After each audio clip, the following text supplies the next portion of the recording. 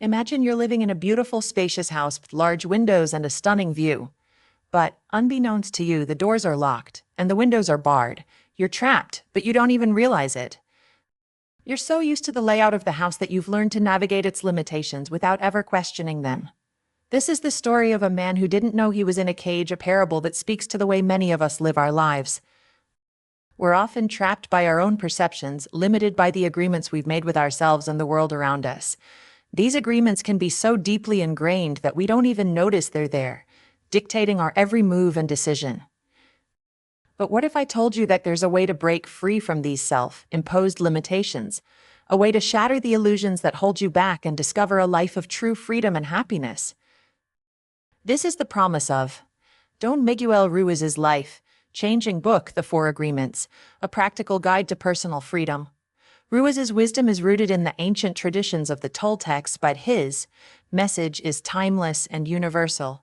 He invites us to take a closer look at the agreements we've made with ourselves, our loved ones, and society, and to challenge the assumptions that underlie them. Think about it.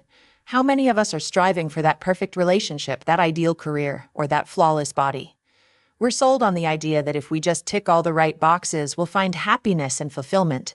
But what if this is just an illusion? What if our relentless pursuit of perfection is actually a recipe for suffering? As we embark on this journey together, you'll discover the simple yet profound principles that can set you free from the chains of suffering. You'll learn how to let go of the need for validation, how to silence the inner critic, and how to cultivate a deep sense of self, love, and acceptance. You'll begin to see the world in a new light, as a place of endless possibility and promise. Mired. So, are you ready to unlock the doors, throw open the windows, and step into a life of true freedom and happiness? Let's take the first step on this transformative journey together and explore the power of the Four Agreements to change your life forever. Section 1. Imagine you're sitting in a quiet cafe, sipping a warm cup of coffee, when suddenly you overhear a conversation between two friends. They're discussing someone you know, and what they're saying isn't exactly flattering. You might feel a sudden urge to jump in to set the record straight, or maybe even add your own 2 cents to the gossip mill. But have you ever stopped to think about the power of those words, the impact they can have on the person being talked about, and even on the people doing the talking? This is where the first agreement comes in. Be impeccable with your word. It's the foundation of personal freedom. And it's an idea that Don Miguel Ruiz explores in depth in his book, The Four Agreements. Ruiz argues that the words we choose to use have the power to either uplift or destroy, to create or to damage. And it's not just about the words themselves, but the intention behind them. Think about it like this. When you speak, you're not just sharing information, you're creating a reality. Your words have the power to shape the world around you, to influence the people in your life, and to reflect your own character.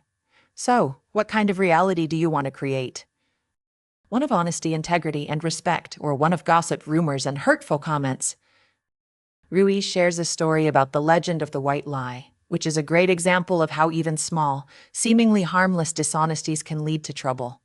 The idea is that a white lie is a small, innocent fib that doesn't hurt anyone. But the problem is, those little lies can add up, and before you know it, you're trapped in a web of deceit. And it's not just about the lies themselves, but the energy and intention behind them. I think we've all been there at some point or another. We might tell a small lie to avoid hurting someone's feelings, or to get out of a difficult situation. But what happens when that lie gets discovered? Trust is broken, relationships are damaged, and we're left feeling guilty and ashamed. Ruiz himself shares a personal story about the consequences of dishonesty in his own life. He talks about how he used to be a people pleaser, always trying to make others happy, even if it meant sacrificing his own truth. But the more he lied, the more he felt like he was losing himself. So, what's the alternative? How can we be impeccable with our word in a world where gossip and rumors seem to spread like wildfire? Ruiz suggests that it starts with being honest and transparent in all our interactions.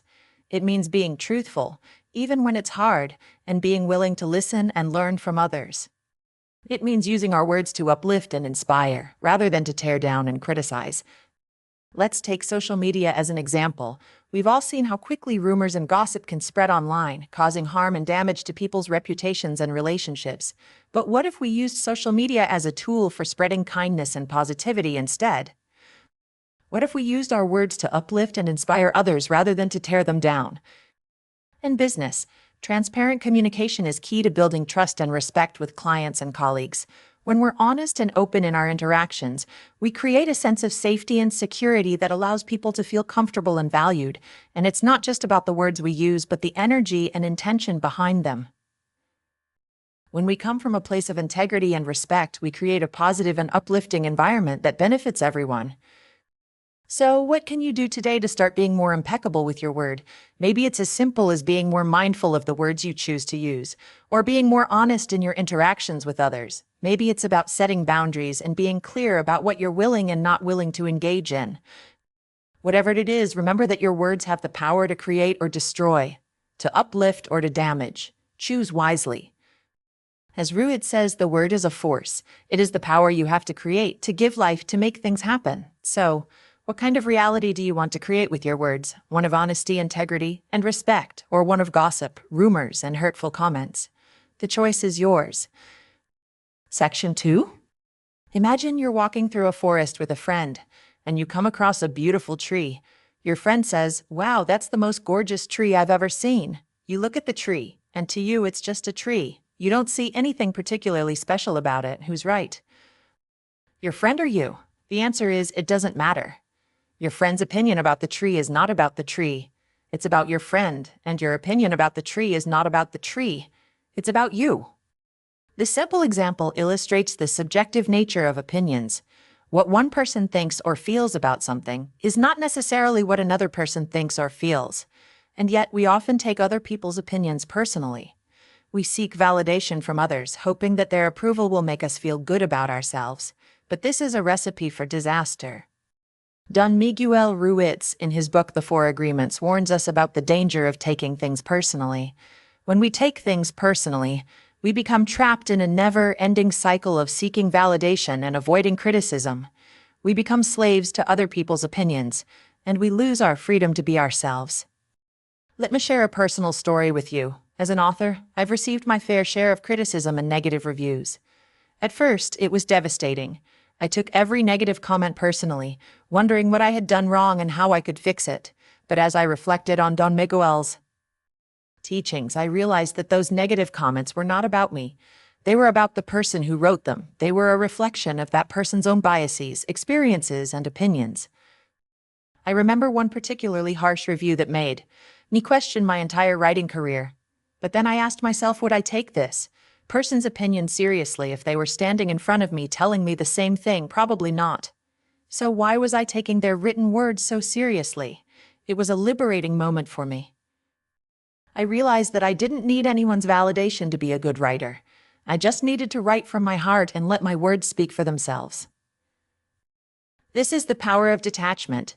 When we detach ourselves from other people's opinions, we free ourselves from the need for validation. We no longer seek approval or avoid criticism. We simply are who we are, without apology or pretension.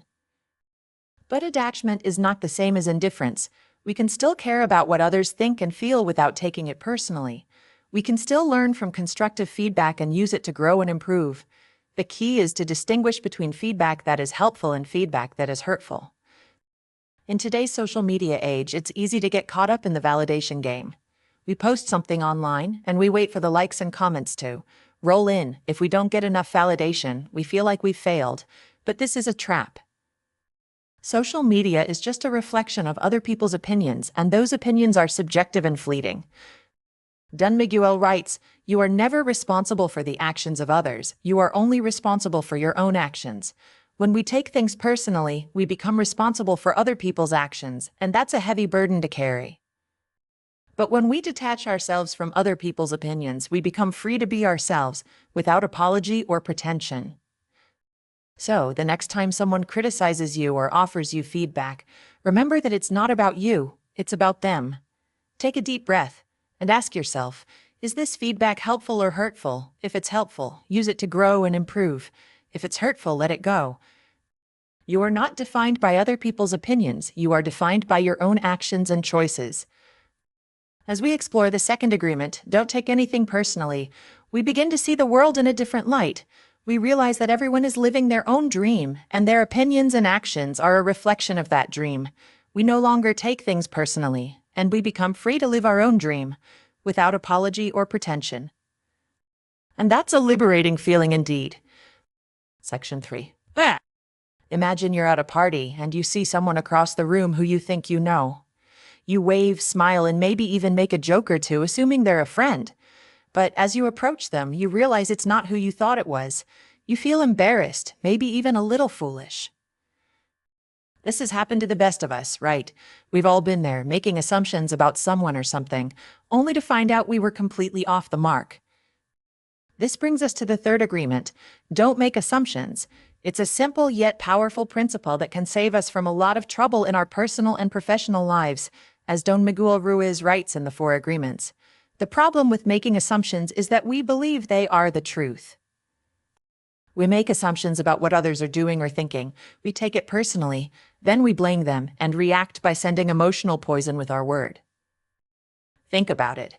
How many times have you assumed someone was upset with you, only to find out they were just having a bad day? Or how many times have you misinterpreted someone's words or actions, leading to a misunderstanding that could have been avoided? We've all been guilty of making assumptions, and it's a habit that can be hard to break, but it's worth the effort. I want to share a story from the book that really drives this point home.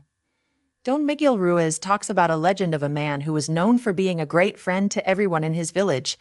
People would come to him with their problems, and he would listen and offer words of wisdom. One day, a stranger came to the village and saw this man talking to a group of people.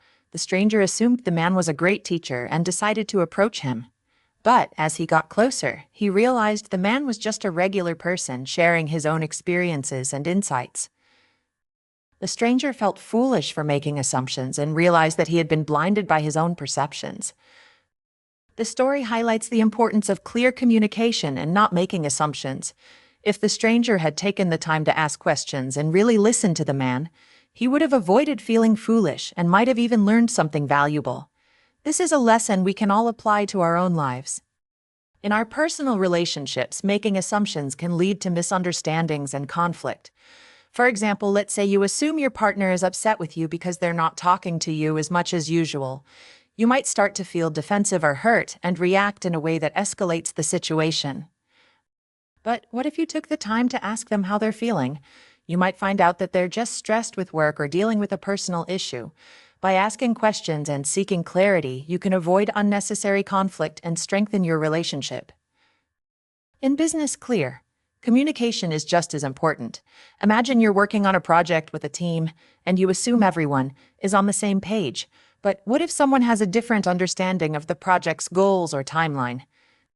You might end up with a finished product that doesn't meet expectations, or worse, a missed deadline.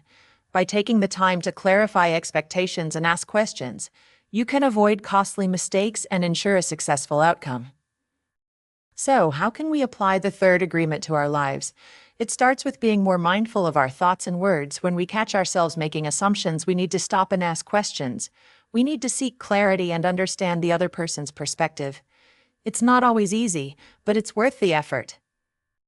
As Don Miguel Ruiz writes, if others tell us something, we make assumptions, and if they don't tell us something, we make assumptions. We make assumptions all the time, and we believe we are right, but we are not. We are just making assumptions. By recognizing this pattern and making a conscious effort to change, we can avoid misunderstandings and build stronger relationships. So, the next time you find yourself making assumptions, take a step back and ask yourself, what do I really know about this situation? What questions can I ask to clarify things? By doing so, you'll not only avoid potential conflicts, but also open yourself up to new insights and understanding. And that's the power of the third agreement: don't make assumptions. Section 4. I've always been fascinated by the idea that the way we approach our daily lives can be compared to the way a gardener tends to their garden. Imagine two gardeners, both with the same plot of land, the same seeds, and the same tools. One gardener is diligent, carefully planting each seed, watering it, and nurturing it every day. They take pride in their work, and as a result, their garden flourishes. The other gardener, on the other hand, is careless and inconsistent. They might water their plants one day but forget the next. They don't take the time to remove the weeds, and as a result, their garden withers away. This parable reminds me of the fourth agreement: always do your best. It's a simple yet powerful principle that can transform the way we live our lives. By striving for excellence in everything we do, we can create a life of purpose, intention, and fulfillment. But what does it mean to always do our best? Is it about achieving perfection? Not at all. It's about being present-focused and committed to whatever we're doing in the moment. Don Miguel Ruiz, the author of The Four Agreements, writes, "Your best is going to change from moment to moment. It will be different when you are healthy as opposed to sick. Under any circumstance, simply do your best, and you will avoid self-judgment, self-abuse, and regret." In other words, doing our best is not about comparing ourselves to others or trying to meet some external standard. It's about being true to ourselves and giving it our all, regardless of what we're doing. Now, I know what you might be thinking, but what about when I'm feeling lazy or unmotivated? How can I possibly do my best when all I want to do is curl up on the couch and watch Netflix? Well, here's the thing. Self-discipline is like a muscle that needs to be exercised. The more we practice it, the stronger it becomes. And it's not about forcing ourselves to do something we don't want to do, but about making conscious choices that align with our values and goals. For example, let's say you've always wanted to start a new exercise routine, but you keep putting it off. You know it would be good for your health and well-being, but you just can't seem to motivate yourself. Instead of beating yourself up over it, try approaching it from a different angle. Ask yourself, what's one small step I can take today to move closer to my goal? Maybe it's as simple as taking a 10-minute walk around the block or doing a few jumping jacks during commercial breaks. The key is to start small and build momentum. As Don Miguel Ruiz writes, the moment you begin to do your best, you will see the results. You will see the change in your life, and you will be motivated to keep doing your best. It's a snowball effect. The more we commit to doing our best, the more confidence and motivation we'll have to keep going. Sedeth and other see. But what about when we fail or make mistakes? Doesn't that mean we're not doing our best? Not at all. Failure is an inevitable part of the learning process, and it's often where the greatest growth happens. Think of it like this: every mistake is an opportunity to learn and improve. It's a chance to reflect on what went wrong and how we can do better next time. Self-reflection is a powerful tool for growth and transformation. By taking the time to reflect on our actions and choices, we can gain valuable insights into what's working and what's not. It's like holding up a mirror to our lives and saying, what can I do differently to improve? This is where the value of self-reflection comes in. Now, I want to share a personal story with you. When I first started on my own journey of self-improvement, I was excited to make changes and see results. But I quickly realized that it wasn't going to be easy. There were many times when I felt like giving up or throwing in the towel. But I kept reminding myself of the fourth agreement: always do your best. I knew that if I could just focus on doing my best in each moment, I would be okay. And you know what? It worked. Slowly but surely, I started to see changes in my life. I felt more confident, more motivated, and more at peace. And it wasn't because I was perfect or because I never made mistakes. It was because I was committed to doing my best, no matter what. So I encourage you to try it out for yourself. Start small, start today, and see what happens. Remember, it's not about achieving perfection. It's about being present, focused, and committed to whatever you're doing in the moment. As Don Miguel Ruiz writes, the fourth agreement is the key to the other three. If you are doing your best, you will be impeccable with your word, you will not take anything personally, and you will not make assumptions. By living with intention and purpose, we can create a life of freedom, joy, and fulfillment. It's a life where we're not held back by fear, doubt, or regret. It's a life where we're free to be ourselves, to pursue our passions, and to live our dreams. So go ahead, take the first step and see where it takes you. Always do your best and watch your life transform in amazing ways. Section 5. Have you ever noticed how holding on to a grudge can feel like carrying a heavy weight around? It's as if the anger, resentment, and hurt are taking up space inside us, making it hard to breathe, hard to think, and hard to move forward. That's exactly what's happening. When we refuse to forgive, we're essentially choosing to hold on to poison, and that poison is slowly but surely eating away at our well-being. I want to share a legend with you that has stuck with me for years. It's the story of the unforgiving heart. According to this legend, a long time ago, there was a man who had been wronged by someone he loved and trusted. The pain and betrayal were so deep that he vowed never to forgive. As time went on, his heart became harder and harder until it was like a rock. Nothing could penetrate it, not even love. One day, the man realized that his unforgiving heart had become a prison, locking him away from the world and from himself. He was alone, miserable, and stuck. This legend reminds me of a powerful truth. Unforgiveness is a kind of self-imposed exile. When we refuse to forgive, we're not just hurting the person who wronged us, we're also hurting ourselves. We're choosing to live in a state of constant tension, anxiety, and stress. Our minds become consumed by negative thoughts and emotions, making it hard to focus on anything else. We start to see the world through the lens of our pain, and that's a distorted view. Now, I know what you might be thinking, but what about justice? What about making the person who hurt me pay for what they did? I understand that desire for justice, but here's the thing. Forgiveness isn't about letting someone off the hook. It's about freeing ourselves from the hook. When we forgive, we're not saying that what happened was okay. We're saying that we're choosing to release the negative emotions associated with it. Don Miguel Ruiz writes, "Forgiveness is the only way to heal. We can choose to forgive because forgiveness is an act of self-love." I love that phrase. Forgiveness is an act of self-love. It's so true. When we forgive, we're choosing to prioritize our own healing and well-being over our desire for revenge or justice. I want to share a personal story with you. Years ago, I was hurt by someone I loved, and I struggled to forgive. I felt like I was stuck in a cycle of anger and resentment, and I didn't know how to get out. But then I realized that my unforgiveness was not only hurting me, it was also hurting the people around me. I was short-tempered, irritable, and withdrawn. I knew I needed to make a change. So I started practicing forgiveness. I began by acknowledging my pain and giving myself permission to feel it.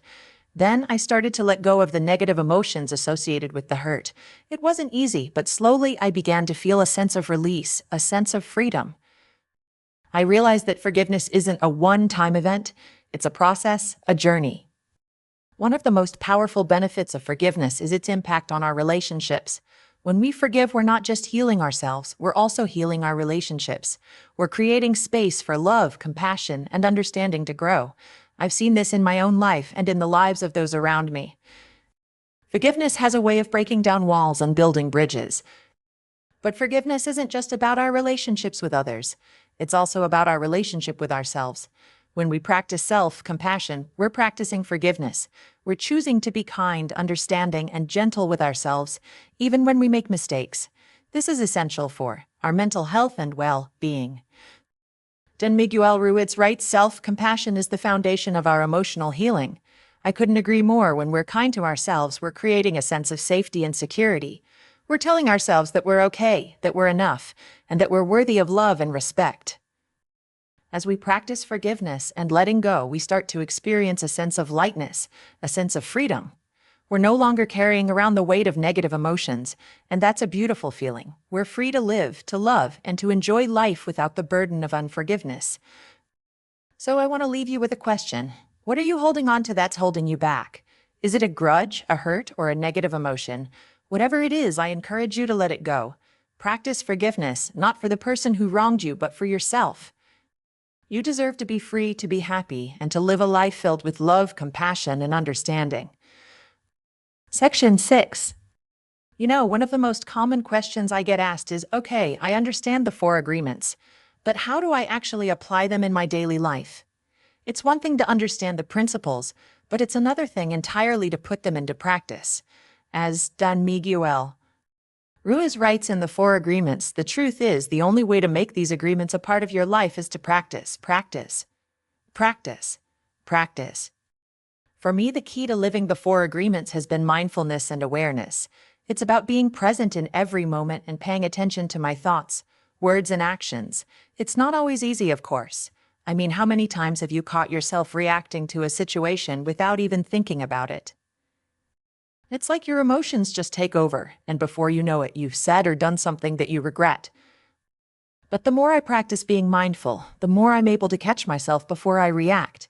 I can take a deep breath, step back, and ask myself, is this aligning with the 4 agreements? It's amazing how much of a difference it can make. One of the tools that's helped me cultivate mindfulness is journaling. I know, journaling can sound like one of those woo woo practices that only hippies do. But trust me, it's been a game changer for me. By taking the time to reflect on my thoughts, feelings, and actions, I've gained so much insight into myself and my behaviors. I've been able to identify patterns and areas where I need to improve, and I've been able to develop strategies for implementing the 4 agreements in my daily life. For example, let's say I had a conversation with someone that didn't go well. Maybe I said something that hurt their feelings or didn't communicate effectively. By journaling about it, I can reflect on what happened and how I can do better next time. I can ask myself questions like, what would I do differently if I had to do it over again? Or how can I communicate more effectively in the future? It's amazing how much you can learn from your mistakes when you take the time to reflect on them. Another key aspect of living the 4 agreements is having a supportive community around you. When you're surrounded by people who understand and support your values, it's so much easier to stay on track. Don Miguel Ruiz writes about the importance of having a community of like-minded individuals who can support and encourage you on your journey. I've been fortunate to have a community of friends and family who share my values and support me in living the 4 agreements. We have regular gatherings and discussions where we share our experiences and insights, and it's been incredibly helpful to have that kind of support. But even if you don't have a community of like-minded individuals, you can still find support in other ways. You can join online forums or social media groups, attend workshops or seminars, or even just find a buddy who shares your interests. The key is to surround yourself with people who will support and encourage you on your journey.